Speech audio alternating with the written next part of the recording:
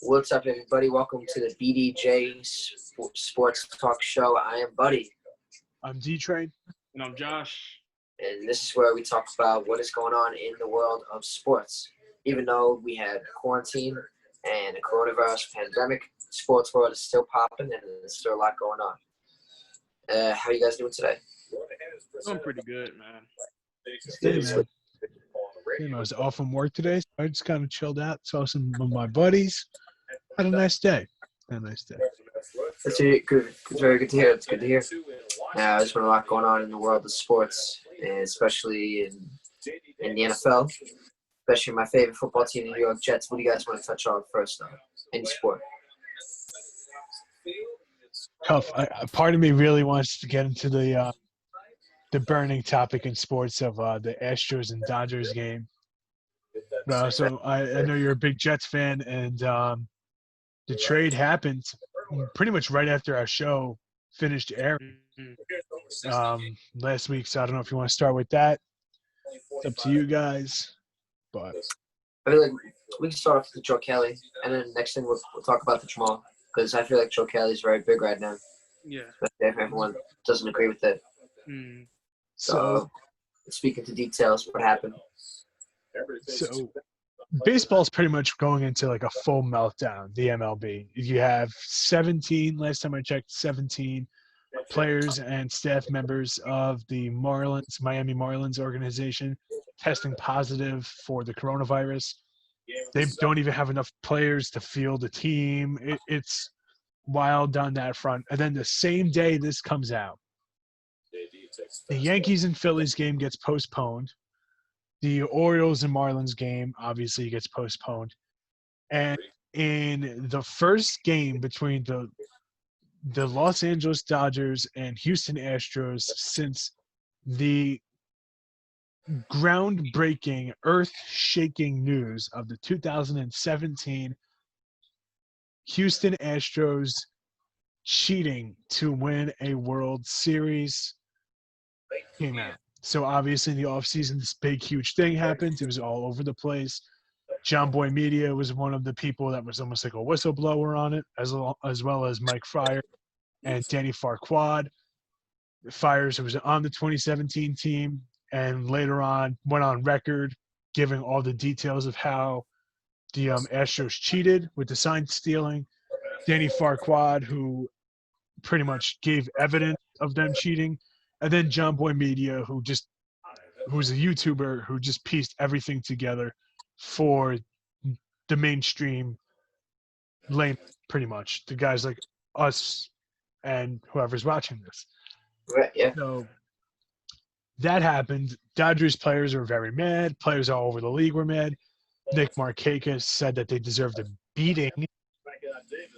Markakis of the Atlanta Braves.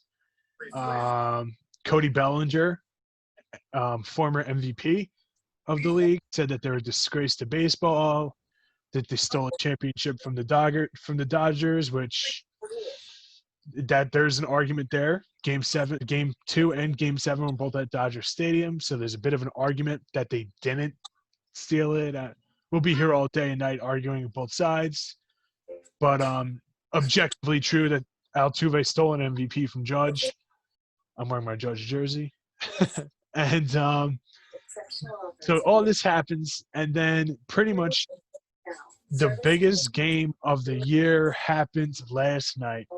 The first game since all this news came out between the Los Angeles Dodgers and the Houston Astros, a 2017 World Series matchup. Every baseball fan had this game DVR'd. Everybody tuned into FS1 to watch the game.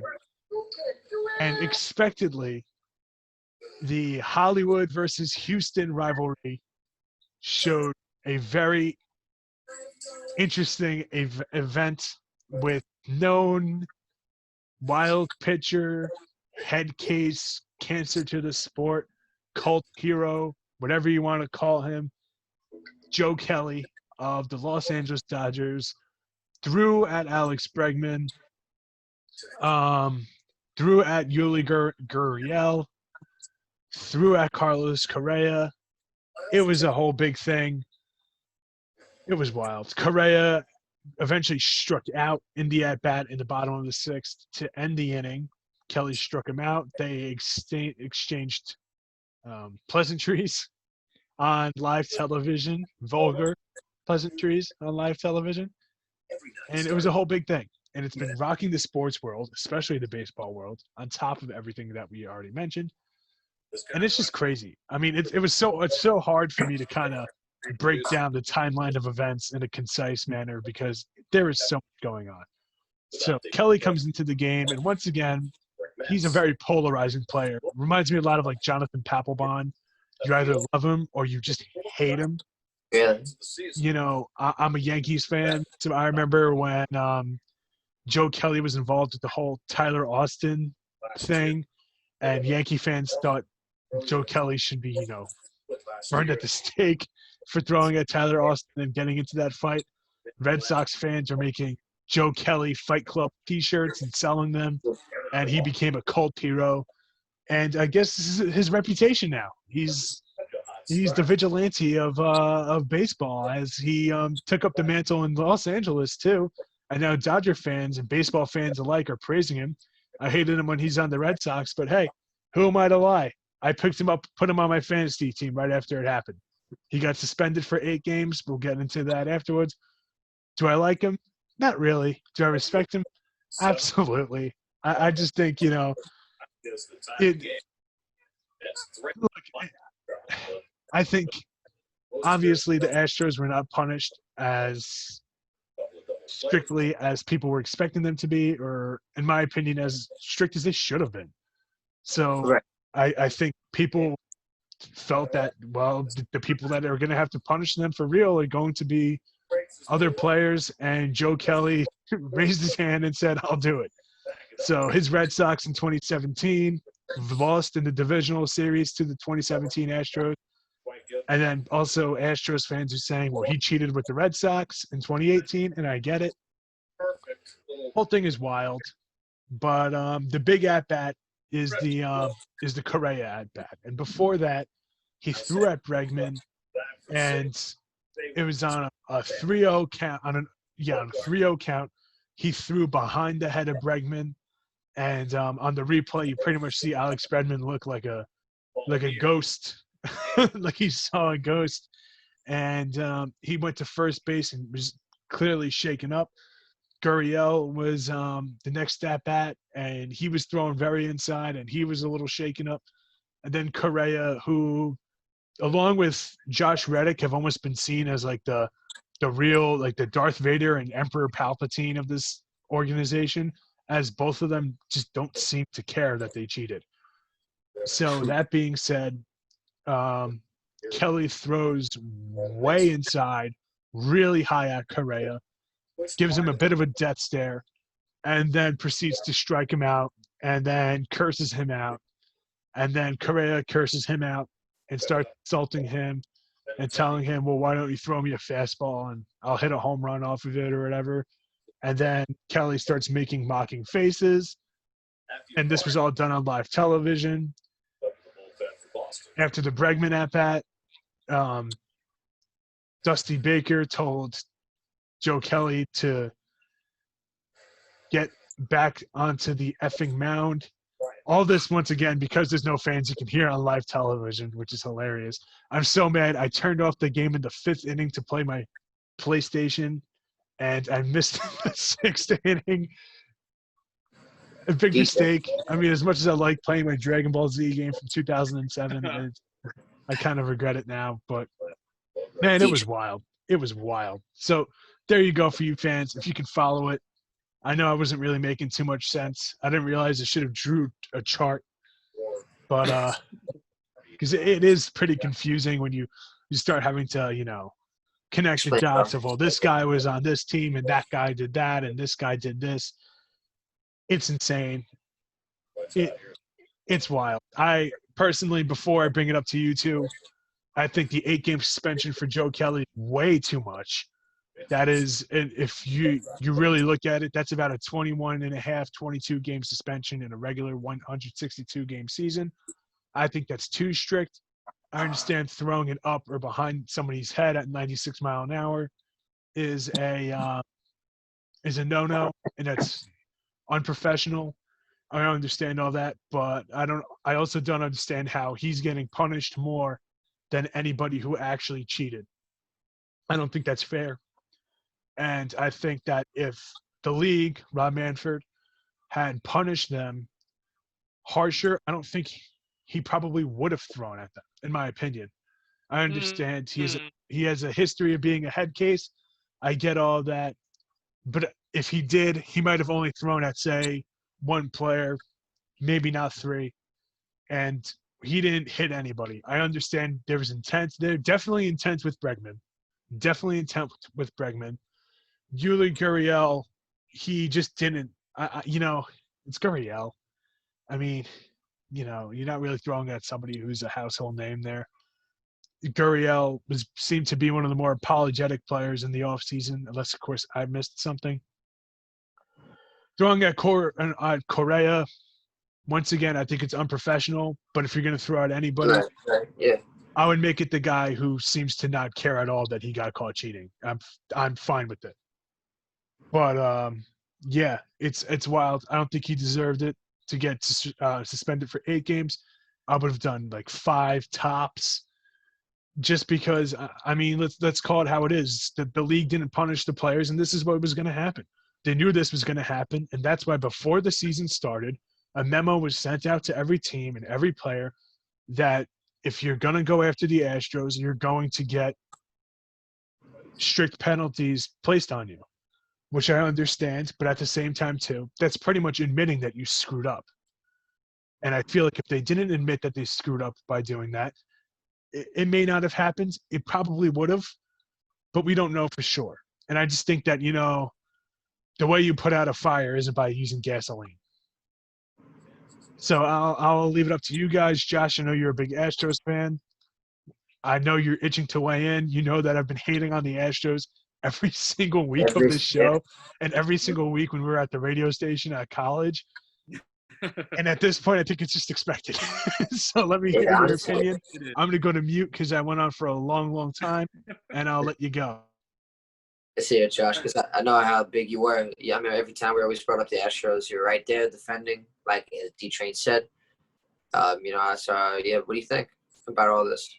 So, I wouldn't say I disagree with Dennis. I totally agree. I feel like 8 is kind of excessive, but when you really think about it, that was 3 people in a row that he basically was letting it known that I will hit you and I don't care. So when you put that into consideration, that's giving off a bad message. Even as an owner, yes, you can say that he wasn't as strict on the Astros as he could have been. Okay, understand that. But also, you have to understand it is your job to protect the players that play for your organization. So with that being said, I also feel like it is his duty to protect those players. Everybody knows that everybody's saying, oh, hit the Astros players, hit Carlos, hit Altuve, hit Bregman, hit all these guys. But it's like you have to protect your players. Regardless of the situation, regardless of how it was handled, you still have that obligation to the players to protect them. So this was I feel like this was more of a sign saying, try this if you want to, and you will get in trouble for it. Because everybody knows if Kelly could have been able to get away with what he did, a lot of pitchers would have been, okay, he got away with it. It's a domino effect. You see one person do it, it's monkey see, monkey do at that point. So, okay, he got away with it, so I can get away with it too. So now you have that, and then you talk about people clearing out the dugouts. That's going to be every game. You don't want that as an owner or as being in charge of the MLB. You don't want that sitting on your shoulders, knowing, yeah, I screwed up, but I screwed up twice. You at some point you have to try to make things better. So I feel like honestly, the situation it happened. I mean, they also, they fined our Dusty Baker. They fined him as well. So he didn't go off scotch-free. He got a fine, but it was just everything that Kelly was doing. The mocking, the hitting players, the mouthing off with Carlos. It was just a bunch of things. It wasn't just one thing. You can see he was cocky about everything that he did. He didn't feel sorry. He wanted to keep it up. I mean, so at that point, you kind of just you have to be strict because there's too many signs of him showing how he wanted to do the situation. So I feel like they handled the situation the way they could. A lot of people are not going to be happy with that. Understandable, because of everything that happened. But also with the cheating, I feel, when have they ever been strict on cheating? There's been a lot of scenarios in MLB that has had cheating, and a lot of the times they haven't handled the cheating very well as well. So it's like, at some point they kind of do have to, get better at the situation. But I feel like, I don't. It all goes into one thing, honestly. So. Well, Well, I want to get my take. Yeah, all I gotta say is we're all making great arguments and feeling great in the show. I just a lot. Like, I've been waiting to hearing something like this for a very long time. Honestly, I've been waiting to see something like what happened the other night with the Dodgers, and not just the Dodgers, but the Astros. Playing to affect the fact that someone would be ready to, hit them by the head with the ball. I feel like that's what a lot of fans missed out this year on was, being able to see the Astros and boo them and just see what would happen. And especially, like you said, it's crazy. It's like, what's going on? Because, yeah, I like how you guys said, the MLB screwed up with the whole situation. It's crazy. But, in a way, it's like they can't do anything about it. You wish they knew back then to, stop the situation and punish them, and different situation must have been held. You can't take away history because that ruins everything up to now, but you wish they would have did something. But yeah, I'm not all for that, beaming them in the head. I'm not all for that. Like I said, I'm not a man of violence, so I'm not, when it comes to seeing them, Carlos Correa, Alex Bregman, getting almost hit by the head, by the side of the back, I'm not all for that. And I mean, like Josh was saying, Joe Kelly had to get punished, because that shows that, Rob Manfred is serious about what's going on, as the Mets give up 2 runs just now. Did they? 2 runs? Yep, 2 runs. Yep, now 6-3. So, yeah, no, as Rob Manfred is saying, just if Joe Kelly got away with that would not have, people are going to think that it's okay now to beam at the heads of these players. And then, like you said, you get this every day. So I feel like the suspension was too much for 8 games. But I feel like it was right to punish them and, punish other players factor in, because like we said, we can't have this every week. So it's just crazy situation. But I was waiting for kind of something like this to happen. In a way, I mean, wow, Joe Kelly, he's got to become a meme. I don't know if anybody's seen the internet, but I don't know if you've seen Joe Kelly. That's why I was doing this. I was making the days. I don't know if you guys recognize that. yeah, He's that's what he did. that's great. He's like, I'm gonna cry about it. I was like, whoa, really serious. People really, yeah, yeah. But I'm glad that he kind of got suspended, because it showed that Robert Manfred is serious about, what he said, that if you're gonna do anything to these players, you will face the consequence, and so on. So, like I said, I'm not all for hitting them, in the head. Like I said, I'm not a man of violence. So what they're trying to do, especially what Joe Kelly was doing, I'm not for. But 8 games? Jesus. Now, there was a few things that I wanted to say.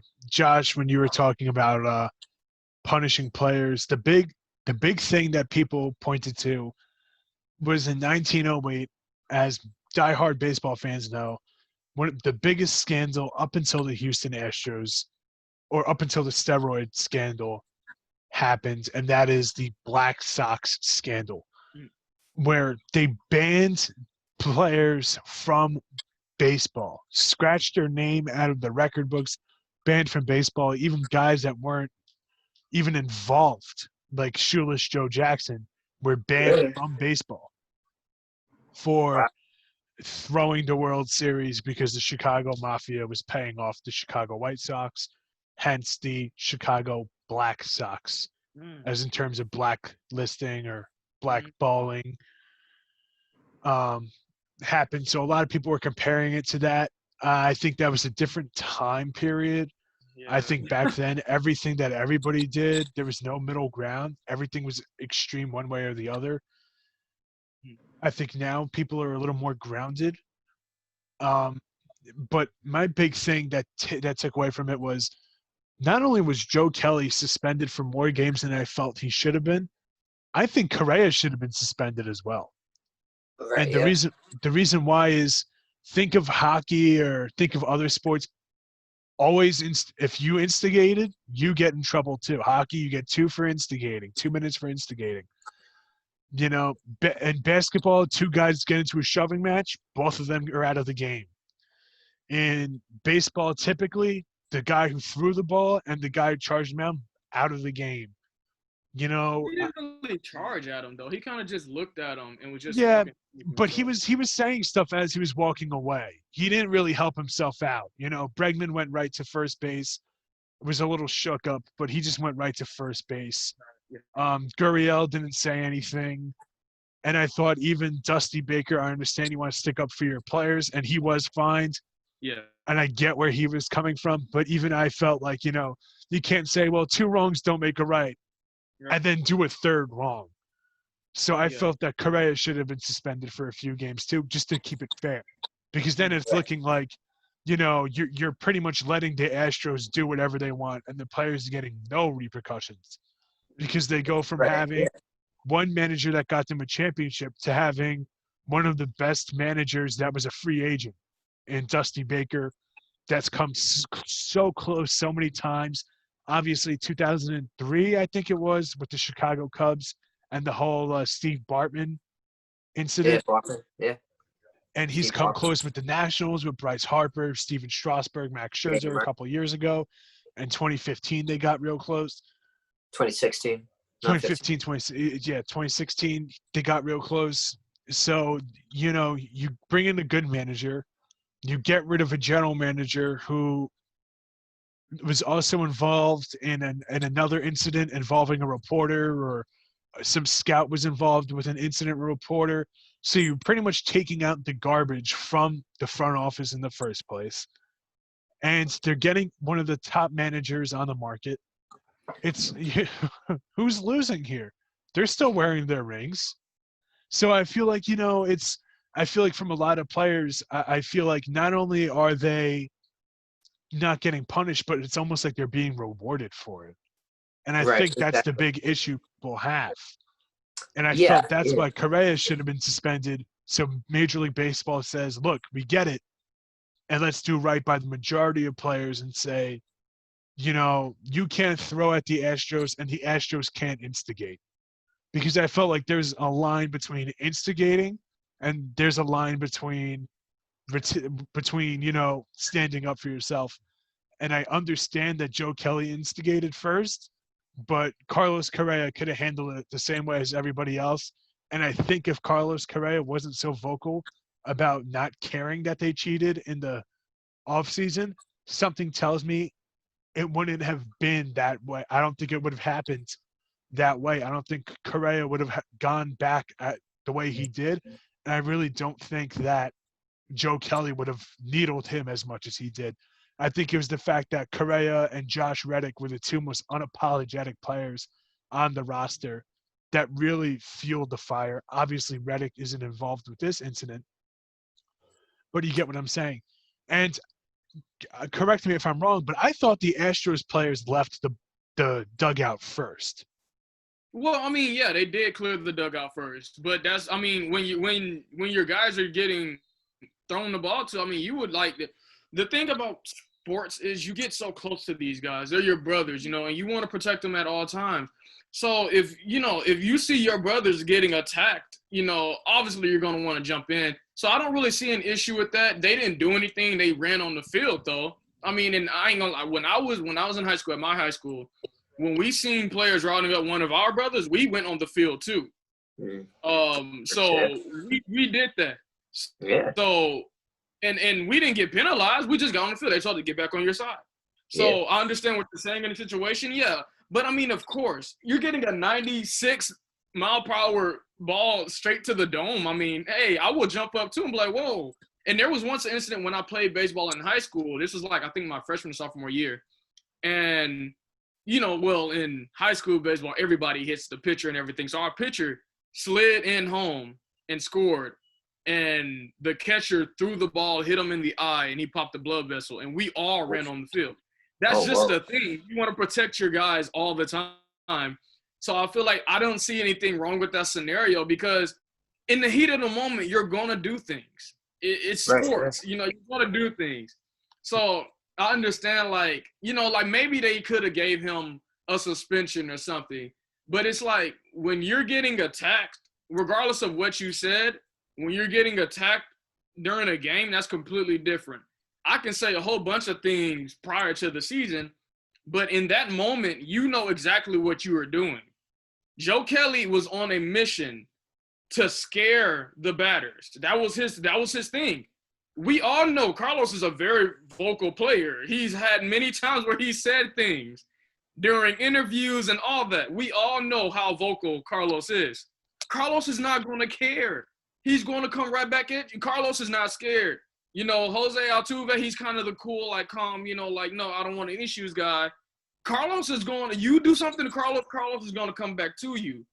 And I feel like Joe put himself in that position by trying to swing and hit people. And it was 3 people in a row. So it's like you can't really try to judge a person off of what they say to somebody when you're literally trying to beam everybody that has just came up to bat. So I understand the situation. I understand, like, maybe they should have done something to Carlos as well.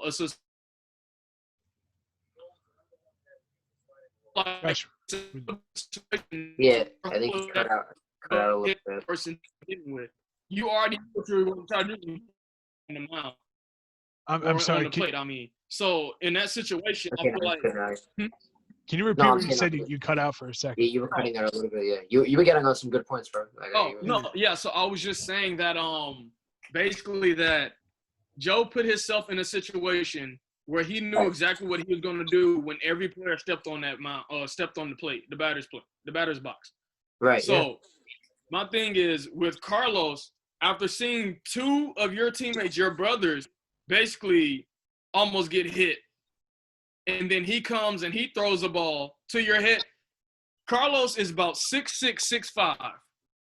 So that's not an accident. That's not a bad ball. That is on purpose. So you're going to have a lot to say to somebody that's trying to beam you in the head. That's dangerous, man. I agree. That's dangerous. Hitting somebody in the head is dangerous. So I feel like anybody, if you get cut off on the road, what you going to do? You're going to talk mess, right? You're going to be mad. You're going to be upset. You're going to say something. Think about that with Carlos. A dude is trying to literally hit you in the head with a 96, 95 mile per hour ball. I mean, I don't know. I would say something too. So I feel like that's why they didn't suspend him or something, because it's kind of like if you're provoking somebody, you can't get mad. Like if you're going to do all that like to a dog and it jumps and bites you, you can't get upset that the dog bites you because now you're provoking the dog to do so. So that's how I felt about the whole Carlos situation.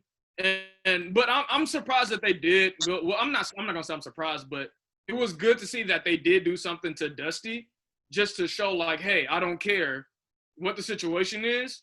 That's not good. It's not cool. Yeah. So what they did to Dusty, okay, understandable. But I mean, yeah, I guess to even the playing fields, yeah, I guess you could do something to Carlos, but Kelly provoked that, so I can't even say that I upset that the MLB didn't do anything to him. So, home run. Yeah, no, first of all, home run. Yoenis Cespedes just hit his second home run of the year as I was watching that. I guess my box is delayed because you said it and then he hit it. Mine's on live TV. Buddy predicted the future live on Buddy and D-Train Talk Sports. Buddy comes out as a telekinetic. I wish. I know sometimes me and Josh be thinking the same though. Sometimes, right? Professor Buddy. I've seen him go like that, and I was like, "Oh, home run." So I want to touch on. Yeah, that's very true. I like how you brought up the, how your teammates and your brothers. I remember, Dennis. I don't know if you were at our last game, our senior year against Bethpage, the playoff game at home. I was. Yeah, I remember. I think I might have been. One of our players. He tore his collarbone and he was still playing. So Bethpage, Josh, they're all rival. You there? Yeah. They're all town rival. Big rivals. Crazy. Yeah, not like like Jets Patriots, like Yankees Red Sox, pretty big rivalry. And Some so weird kids over there too. yeah, like Weird they kids didn't in the like neighborhood. us. They didn't like us. We didn't like them. It was a big rivalry. And so like, oh wow, another hit. So when it came to the game, like we were You're kind of ruining getting me. we were kind of getting just like not like the game was kind of at a loss. Like we were fighting the whole game, but we just couldn't pull through. And so my friend, he was still playing, and he got tackled on the sideline. And I remember the player didn't get off of him. So I yelled at the guy, and I yelled, and I was like, "Get off of him!" And literally everyone started to gang up on him. And like he got up, and he was yelling at my friend, but he didn't yell at me. The guy who said it, yeah, he was like, "Hey, we're going to house show. We'll see y'all later." I'm like, damn. Really? Yeah, no, but the point I'm trying to get is that, like you said, like you do, like once something happens, like like to one of your brothers, you're gonna be like a dog and you're gonna attack. Yeah, So I get it. I respect Dusty Baker. I've always had respect for him when he was Nationals manager. I thought he was pretty good. I was shocked when he was out. I thought he was pretty good. He was the Giants head coach, and was the Reds manager. And so, to see that he was able to stick up for his players. Like I said, I'm not all for them beaming them, like the players, but like I said, it's crazy how Joe Kelly got suspended more games than Carlos Correa or like any of the other players who were so-called involved in this situation. So I understand people's frustration. I remember Marcus Stroman, he preached out, I was with Joe Kelly, saying like, why is the MLB like securing and protecting cheaters to the game? So in a way, you can see how like people were just reacting to this and just are shocked and just, disgusted that the MLB is, didn't handle the situation right. Like I said, these situations, they get out of control, 3 years later. So I don't know how they couldn't scratch them for any of the record books or any of that. But, when tough gets going, it's like, it's nothing you can do. And that's the thing. Like, maybe I explained it wrong, but I mean, I get why, the players left the dugout and everything like that. I'm not bad. Like when I played lacrosse, like I wasn't the best player, but if I heard like one of the kids on my team were complaining about like a midfielder, like somebody who I'd be going up against on the defensive end, complaining like, yeah, he was saying this, that, or the other. I'd be like, okay, what number? Okay, I'm bigger than him. So let's see how this is gonna go. 6'2", a couple 100-pound of D-train coming at you. I was, especially one story in particular when I was in 8th grade and I played. I mean, I was just a goon on the team. That was my role on the team, was to be a goon. It was my first year playing. I had no idea what to do. I was just told to lay kids out, and I was like, oh, okay. So one kid on Northport was saying things to some of our players, and they're being real cocky. They're real rich, cocky, arrogant tool bags. And I was like, all right. And one kid just got laid out complete. He scored earlier, and he was saying stuff to a kid on my team who I was really good friends with, and a kid who was really nice. He's like, you can't stop me. And he was cursing him out in 8th grade. And I was like, okay, all right, you're saying that to him because you're taller than him, but let's see what happens when you go against someone taller than you. And he was done for the game, done. I knocked him out. Whoa. And not knocked out, but that was a hard hit. That kid saw Jesus that day. So, I get. D-Chain went over and he was like, "You can't see me."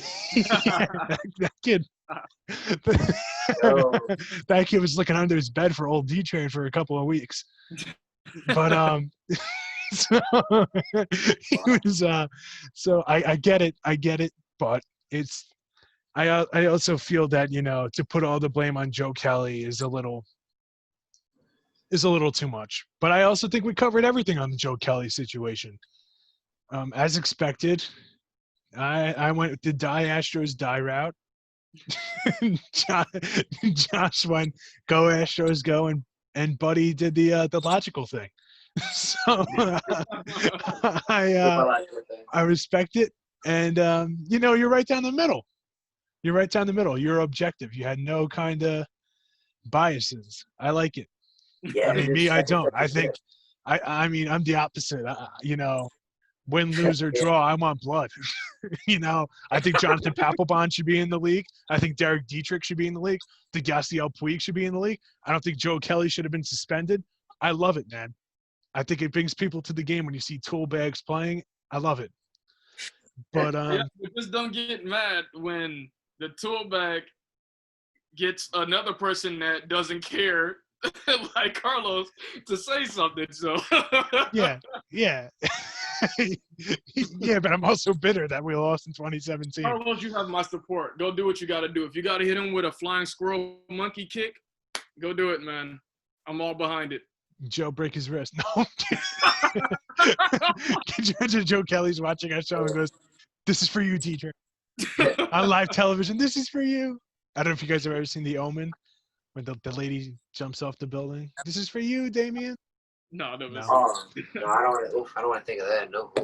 It's a movie from the 70s. It's an old horror movie. It's all right. But moving on. Let's talk about the Marlins. I feel like, I feel like that cover that's for baseball. Yeah. Oh, that's just sad, man. It's wild, man. I mean, honestly, raise your hand if you're surprised that the first team to have a mass outbreak was in Florida. None of us are. Okay. Now I think the real question is how does the MLB address this? A buddy of mine from work brought up a good point and say have like 3 bubbles. One in the eastern region, one in the central region, one in the western region. And I was thinking New York has 4 professional ballparks that I know of in the New York, Long Island area. Yankee Stadium, Citi Field. I almost called it Shea. The Brooklyn Cyclone Stadium. I think it's called Cyclone Field or Coney Island Park or something. Coney Island, maybe Coney Island, yeah. Yeah, it's in Coney Island, but I can't remember the name of the stadium. But it's where the Brooklyn Cyclones play, AAA or AA affiliate of the New York Mets. And then our very own Bethpage Ballpark, home of the Long Island Ducks. Go Cracker Jack, baby.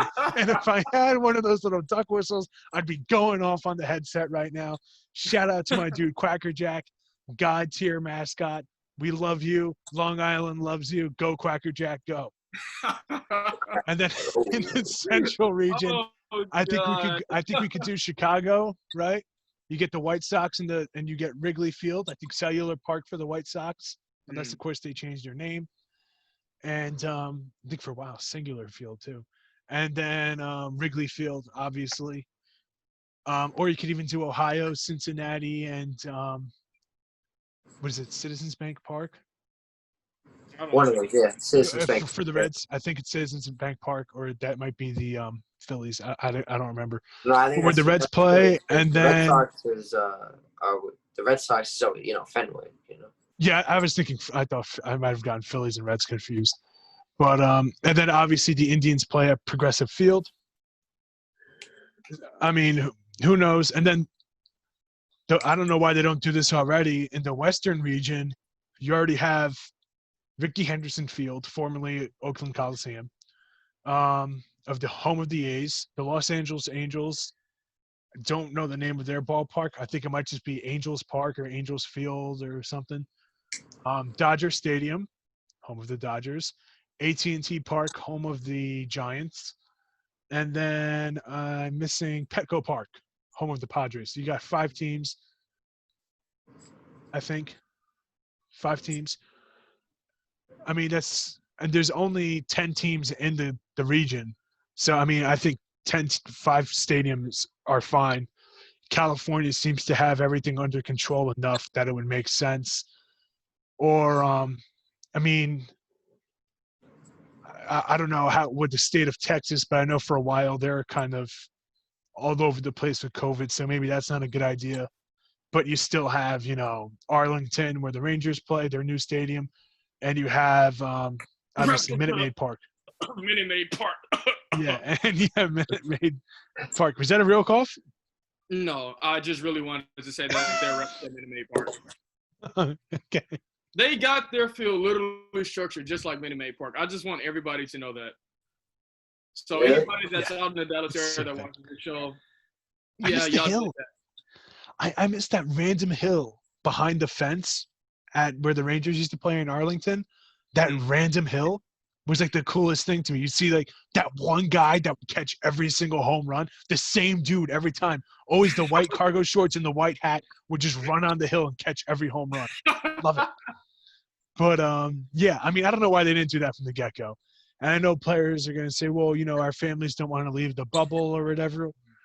Yeah. I think you could find enough hotels that each team and their families can stay. I mean, it's New York.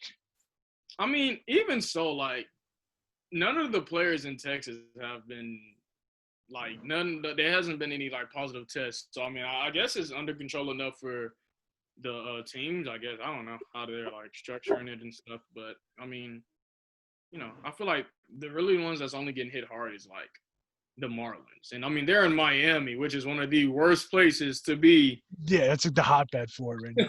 If I was So, players in Tampa Bay, I would be getting out of Dodge like yesterday. I'd say, you know what, we're going the Blue Jays route. We're playing Buffalo. We're playing the middle of nowhere. I'll see you on the other side. But Yeah, no, it's crazy. When you look at it, when you think of that, 18 players out of 18. what, like 30, that whole 30, team. yeah. And Yeah, a regular 30 team's players, 25. yeah, and I'm not gonna lie, that is pretty like that's scary to think of that, and it's scary when I thought that like the MLB was gonna get shut down again, but when I found out the games were getting postponed and all that, you know what I mean? Because yeah, I'm not surprised that it was Miami because like you guys have been saying, Florida, it's one of the worst places to be at right now. They're like how New York was in March and April and all those other places because we were bad, but then we, thought it through and we're okay now. Let's keep it that way. We're great. We got to keep it going. And so, yeah, I mean, I like how there should be a bubble. Honestly, like the NBA did it because obviously, like everywhere you go, it's not the safest place. You're exposed to new germs, a new city, new state. Like you're not going to be exposed. You're not going to be in the same area you were. So I like the idea of having the bubble for any just professional leagues because like you're safe in that environment and you know that you'll be protected. So I think they should do that. I mean, I don't mind seeing City Field. You know what I mean? I like seeing my stadium. I wish I could go to a game. Unfortunately, I can't. But, the bubble sounds like a nice idea, and they should look into that. So I hope that the Marlins team is okay. And they said they're cleared to play Monday. I know that. But when I heard the Yankees and Phillies games were postponed, I was like, wow. Like, I was shocked. You know what I mean? But let's just pray that everyone is safe and that just wow. Yeah, and I think and the Yankees are back playing Baltimore now, and they're winning 7-3.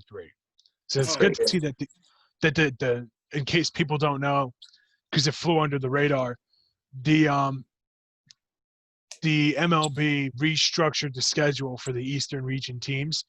So instead of playing the Phillies, the Yankees are playing the Orioles, and I think the Phillies have almost like a bye right now, or some kind of something going on. But originally the Yankees were going to play the Phillies, but because the Phillies were in Miami, or Miami was in Philly, Miami was in Philly. It was, oh my God, this is wild. I didn't know this. I'm going to finish my thought, and I'm going to say this because this is bizarre. But the restructured schedules and whatnot, so everything works out fine. But what I was just saying was most home runs versus opponent, it's on the Yankee game right now, most ever in 1936, Lou Gehrig hit 14 versus the Indians. And second all-time, tied with a lot of players, is Gleyber Torres, who hit 13 home runs against the Orioles last year. That is the most in this century, in the 21st century. The other names up here are Jimmy Fox of the Philadelphia Athletics, who did it in 1932 against the Tigers. Hank Sauer, who did it in 54 versus Pittsburgh. Joe Adcock, who did it in 56 against the Brooklyn Dodgers. And Roger Maris, who did it in 1961 versus the White Sox. Geez, that's elite company, man. That's 2 Hall of Famers and 3 guys who probably aren't in that should be in, given baseball's Hall of Fame. But that's wild, man. Learn something new every day. Hey, anything else from baseball? You guys have any other thoughts? I know Christian Yelich is off to a terrible start. That's shocking. Mike Trout's off to a slow one. Shohei Ohtani got battered Sunday night. Killed my fantasy team. It's bad having a pitcher suck in one league. Have him in 2. Ouch. Talk about a strikeout. But yeah. I think the It's football. Let's talk about you know who, my boy. Well, Your the guy, boy, man. the guy Your that boy. used to be my boy, Jamal Adams. He used to be my boy. Now he Oh, man. he is a bot. Freaking Ooh. treated my Oh. team with disrespect and Tell me harshness. how you really feel, Broke Brandon. my heart. He broke my heart. Like, why? I told you guys I met him before, right? Yeah. you did. Yeah, I remember you telling us that. Yeah, I remember. I met him at the Mets game. Didn't you meet him And, twice? Yeah, I think I met him. Well, the second time I was in the city, I was with all my friends. Like, this is around Christmas time, and before that he was playing the Chargers, and so I was at Times Square, and I was looking at someone, and it looked like him. It looked like Jamal Adams. So, and he looked at me, and he gave me like this face. He was like this. He was like, he looked at me, and he like, I guess he looked like I looked familiar. And like I had my football jacket, my hair was blonde at the time because we dyed our hair for football. So I mean, it might have been him, and I checked his Instagram story, and he was in the city. So that might have been him, but it is like I'm pissed. Like I would have went up to him, and like I would have been like, "Hey, like you remember me?" Like it would have been funny. So yeah, and it was the first time I met him. My aunt won box seats to a Mets game, like any Mets game of the choice, and we picked it for Father's Day weekend on a Saturday, and it was nice. It was gorgeous. It was great, and we were able to get like seats we were right by the Mets dugout. We were able to go to the clubs and get the food, and like just see who was there. And so the one day that we go, Jamal Adams went, and he was there, and so right away, like. Me and my dad, my dad went in there and he came running back to me. He's like, "Hey, like, there's a jet, a guy who's like a jet guy is wearing Adams jersey." I'm like, yo, that's him. So I took a picture. Yeah, no, and I went up to him, I dabbed him up, talked to him for a little bit, and got a picture. That was my experience with him. And at the time, this is when he said he wanted to bring a Super Bowl to New York, and he said all this stuff. It's crazy how he was the beloved figure to figure in New York to like now turning into an enemy. And I feel like, a lot of Jet fans, including myself, were holding on to him and wanting him to stay with the team. Like, you know what I mean? He was like a really good player, also a star player. But down the line, you could just see he didn't want to be with the team. It was obvious. And he did whatever he could. I feel like when you call out the head coach, I feel like that's when you're basically just going against the team. And I don't blame Joe Douglas for pulling the trigger to make the trade. But I give him credit because he was waiting on the best offer. I feel like that's what he was doing. He wanted to trade him, but he was just waiting on that best offer. And listening to listening to his call on the Michael Kay, I believed him more. He said that he never promised Jamal anything. I think Jamal just I don't blame him. He's hungry. He wants to win. And good for him that he's going to Seattle. When I think of the trade, when I saw that trade on my phone, I was shocked. I was sad, but then looking at it, it's like, wow, the Jets really won that. And both sides won it. Like the Jets got a lot. 2 first-round picks, Bradley McDougall, who might bring Jadeveon Clowney to New York. That's another thing we'll discuss later. And Seattle, who's getting a great player. But down the line, are they going to pay him? Because from what I'm hearing, he's wanting $20 million per year. I don't know if Seattle could really afford to do that. They got to protect Russell Wilson, who is like an MVP caliber quarterback, in my opinion. So I don't know how that's going to work out down the line because Seattle traded a lot for this caliber of a player. So I think it's a win-win on both sides. And all I got to say is that I can't believe it just happened, this Jamal Adams trade. I never thought he would ever get traded. Never didn't think it, but it's the MLB. I mean, no, the NFL. So I'd like to hear what you guys say. What was your guys' reaction to the Jamal Adams trade? Josh, you want to go first? I mean, I wasn't surprised. At some point, it had to get done. I mean, the things he was saying about management, saying that Gase wasn't the right guy, I mean, at some point, it just had to happen, man. As much as you would love to, like, keep a player like Jamal, I mean, he's a heck of a player. Nobody can disagree on that.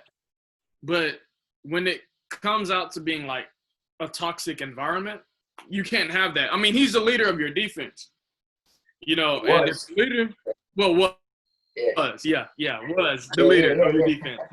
So if the leader of the defense – So, yeah, but, like, if the leader of your defense obviously wants out and you know, he's talking bad about management, you have to give him that out.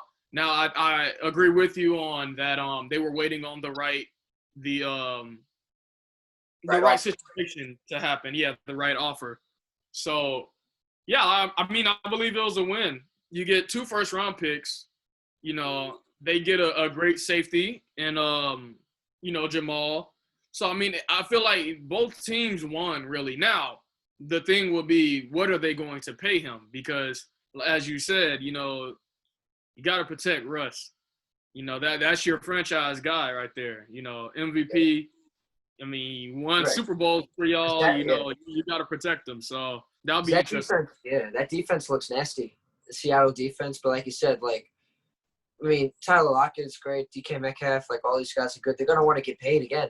DK is going to want to get paid soon. And like I said, they don't really have – I don't really know if they have that secure offensive line.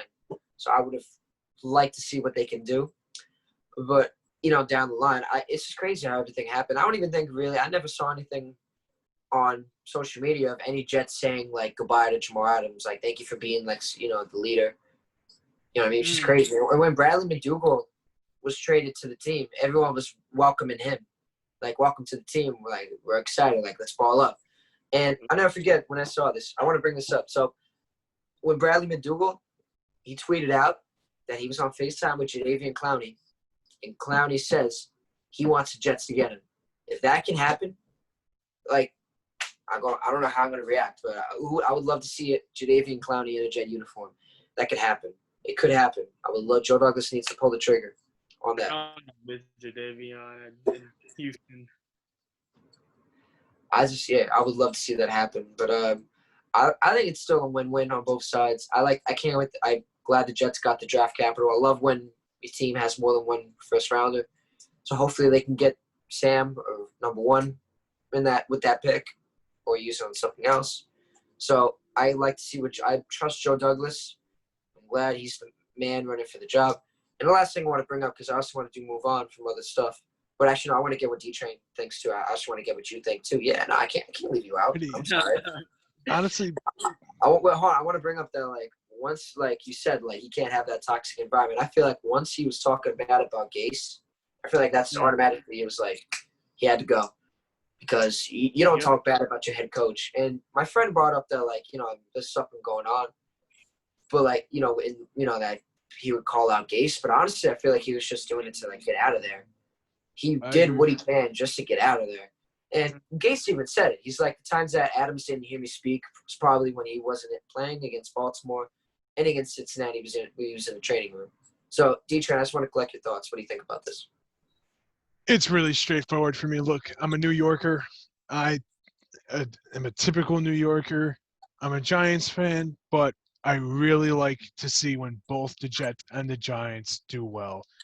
And honestly, it really hasn't been happening. The Jets have been doing good, but they're not, you know, they're in a little mini playoff drought.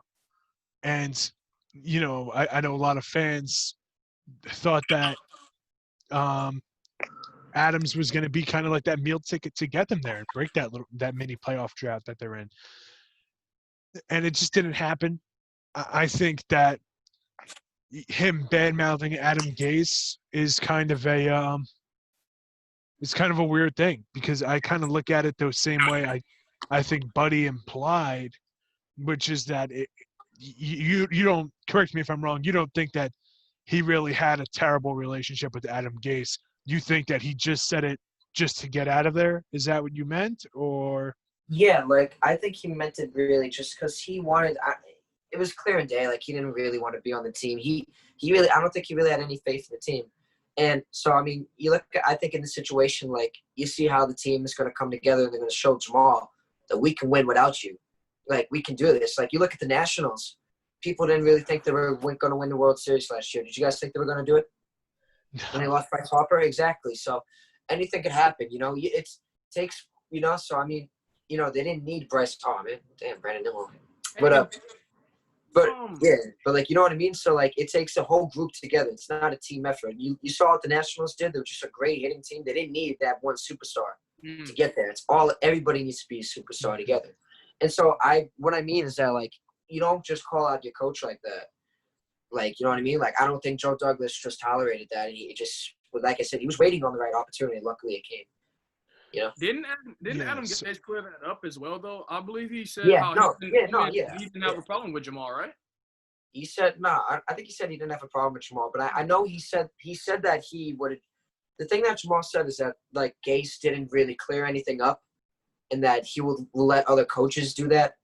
But he said that he spoke to the team, and he said that the only time that Jamal might have not been there was, like I said, when he was in the training room against Cincinnati and when he wasn't playing against Baltimore.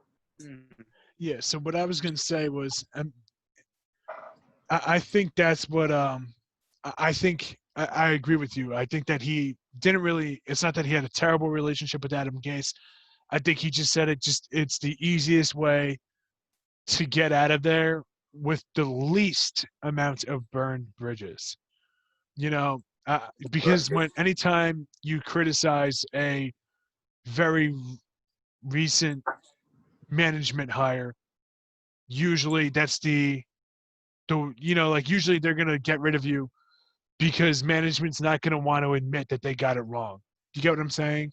Yeah, no, yeah. And that's like that's what like two of my friends were saying. They're like, maybe like did Jamal kind of like expose that, and like Joe Douglas kind of wanted to get rid of him. But no, in my opinion, I don't agree that you should really call out your head coach like that, because they all believe that Gase is the leader for the team, right? Just like they all believe in Sam. So like I said, that's not a team thing. You don't call out your coach, your coach like that. And this is the year to see if Gase can really control the team. You know what I mean? So I don't agree with why Jamal would do that. And I think, Joe Douglas I think that was the last straw.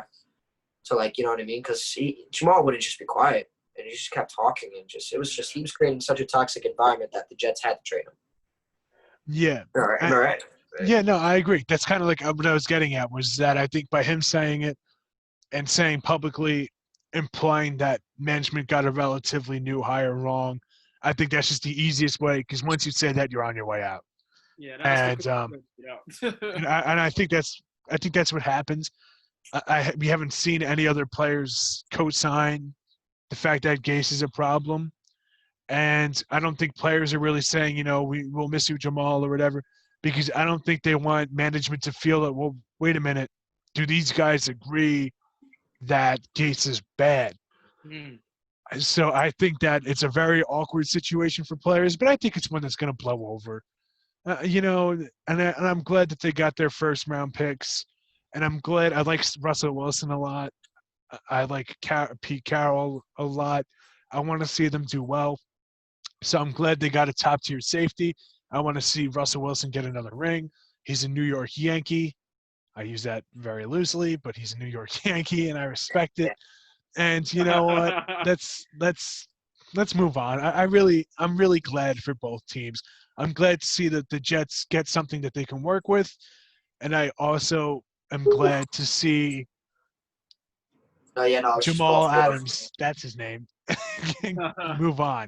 So, Josh, I saw you had a bit of a strong reaction. Is there any breaking news or something? Well, actually, there is some breaking news. Well, actually, I do have some news. I want to go to this. No, I just want to bring up that Lamar Jackson is ranked number 1 on the top 100 list. That's exactly what I was going to talk about. That's exactly what I seen. Yes. No. Oh, my God. Mahomes, I told you. You be thinking the same sometimes. Patrick Mahomes got 4 on the list of NFL Top 100. And what's behind who? Who's Pat Mahomes behind? He's behind Russell Wilson, and he's behind Aaron Donald. So, I mean, it's good people. Wow, that's a good list. But here's the worst part about it. Patrick Mahomes did the little notes emoji. Really? Ooh. As if he doesn't agree. So I feel like that's not. I feel like that's pretty good. I mean, I honestly would have put him number one, but like you look at Lamar Jackson and the stats that he did this year, and he was MVP. I feel like MVP. I feel like you automatically get that nod. To, like, I'm not glad. As much as I'm a big Pat Mahomes fan, and I wanted to buy his jersey. Like I would buy his jersey, just like I have my AI jersey. I feel like Pat Mahomes, like next year, clear-cut MVP. If there, as there is football. So I'm glad for that. I have to disagree, and this is the reason why I disagree. All you right, have to understand. In the beginning of the season, Patrick Mahomes he cut out, I think. played with a messed up ankle, and he was putting up numbers still. And then you go on to hear him say, I did not even understand how to read defenses the first half of the season, and he goes on to win a Super Bowl, the youngest to ever do it. Then he goes and become a $500 million, the youngest to do it. Then he goes on, and now he owns half, or he's a part owner of the Royals. Yes, he is. Yep, he's part owner. This guy has been making history, and that's just crazy that he didn't get number one spot. I definitely thought he was getting number one. Right, I did see him top 5, but I saw him getting number one because the things that he has done, no quarterback can get away with at all. That no look, nobody can do that. That right there should have got him number one alone. Honest to God, I think I would have Mahomes and Russell Wilson both above him. Yeah. Exactly. That's what I'm saying, too. I feel like he should have been number 4, and you swap him for Mahomes. I like Aaron Donald, though, at number 2, though. I feel like that's I'm all right with that. Yeah. What are you going to say, Josh? No, I was just going to say, because, I mean, don't get me wrong, I love Lamar Jackson. Oh, but it's I just fair. It's fair. Oh, slide. Oh, okay, no. Bases loaded. No, Pete Alonso just got his bases loaded right now. It's 0 outs. Bases loaded? Dude, I don't know, man. I don't know what kind of supercharged TV. I got to get the rally cap. I don't know. I got to run upstairs Imaginary rally cap. cap. Jersey. But, Imaginary rally cap. But, here, you know what? I'll do one for you, buddy. Do it.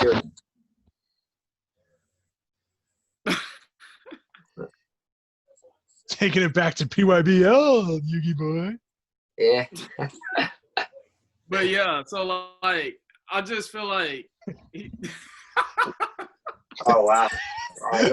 Tough to do both. Look like Donald Duck.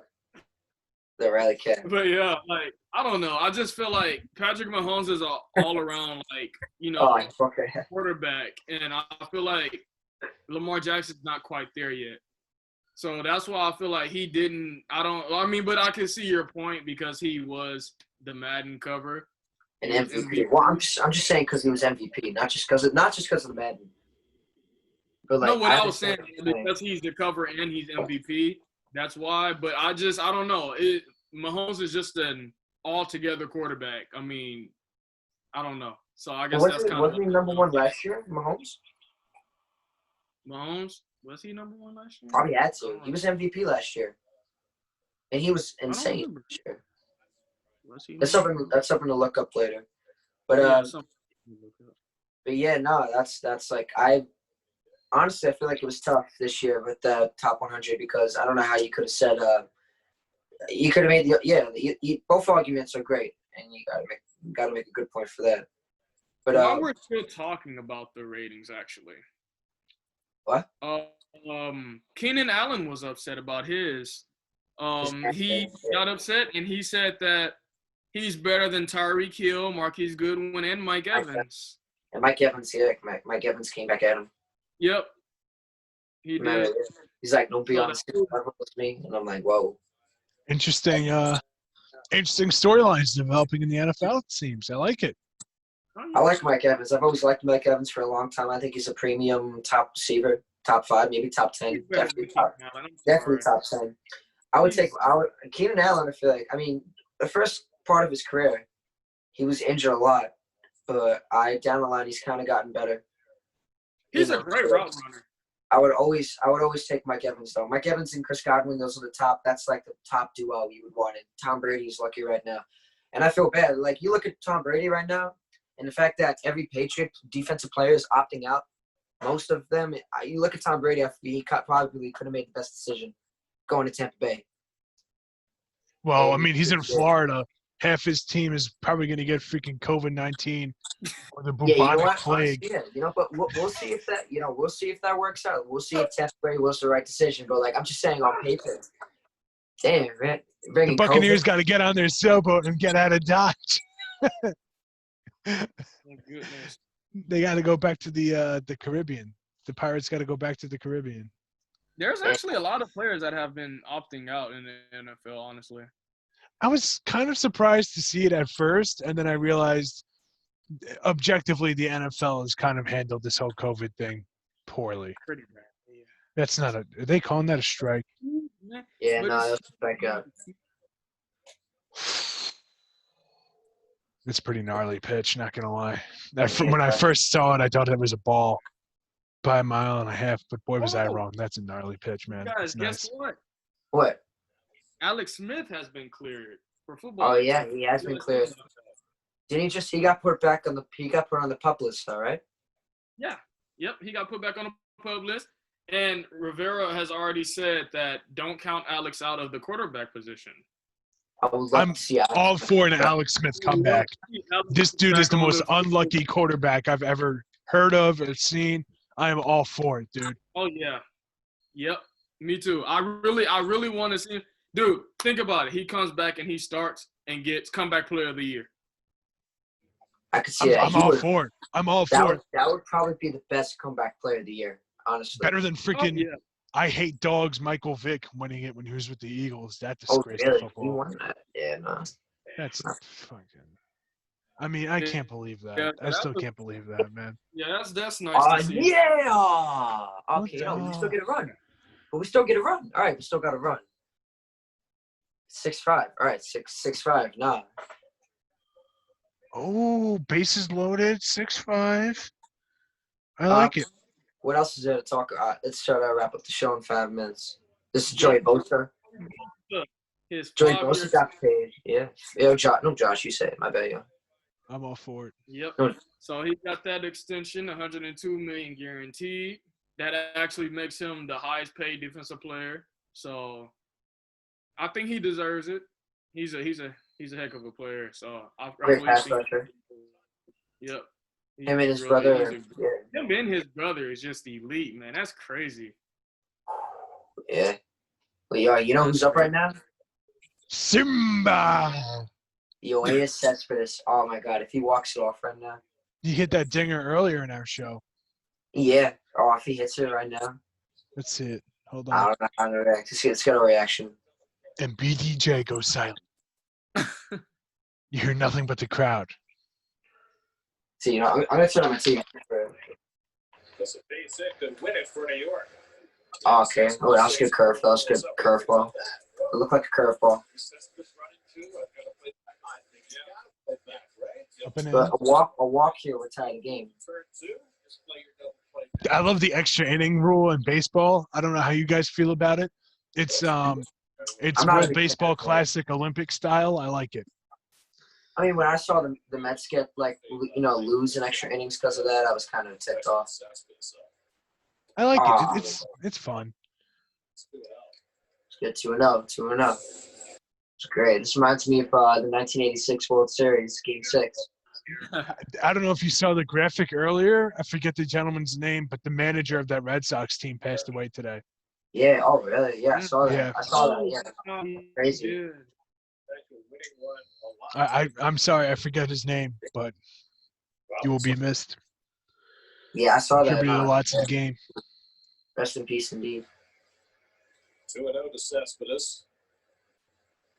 Your audio is great, man. 2-1. Both Conforto and Cespedes swinging. He's having a good night, Cespedes. Cano's coming up there. He's going like 2 for 4. Dude, Cano. Dude, I'll never forget. I was at a Mets game, And Yeah. Cano came up huge.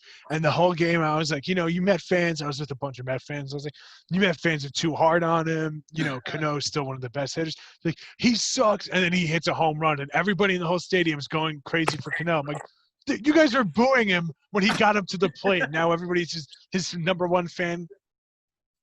Please. Yankee fans, if you wear the pinstripes, we love you. It's big. Off they come back from the Mets. Let's see this. Yoenis. 2-2 in the count. Yo, this guy's been pitching forever. I don't know why they don't. I don't know why they don't take him out. He's had 27 pitches just this inning. And closer. Oof. Dude, I never noticed the ice that Cespedes has on his neck, man. He's got the freaking platinum 52 necklace, man. He's got that. Does your chain hang low?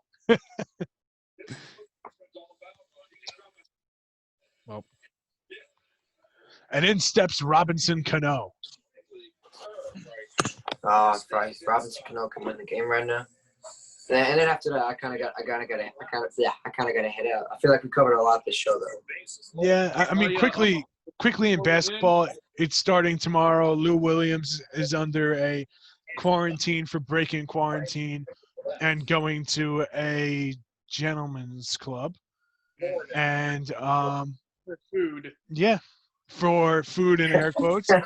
I think going to a gentleman's club to get buffalo wings is creepy, strange, bizarre. Don't recommend it. And B, I think Buffalo Wild Wings would be a little better of an option than a gentleman's club during a pandemic, because those places are already cesspools, and you're pretty much going right into the heart of it. And C or 3, I don't know if I'm doing letters or numbers anymore, not really paying attention. What a waste of time, because now the season's about to start again. And did you do the stupidest thing you could do? Absolutely. So I feel bad for Lou Williams. I typically like him. He's going after Kendrick Perkins because Kendrick Perkins base hit. No, never mind. No. is the pinata of MLB players.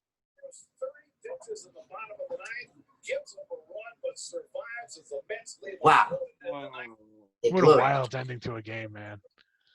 What a wild ending to a game. Yeah. It's wild, right? But I think it is time to wrap it up. I think it's time to wrap it up, too. I don't think we're missing anything. Hockey starting soon. Yeah, hockey starting. I know Yellen and the Rangers played tonight. Josh, I'm sorry. What were you saying, buddy? Zion Williamson back to the boat. And then none of the 344 players tested in the NBA bubble has tested positive for corona. That's good to hear. Nobody has been tested positive since like the beginning of July, since they've been in the bubble. So I think that bubble thing should apply to football and baseball, since it's working so well in the NBA. That's good to hear. It's very good to hear.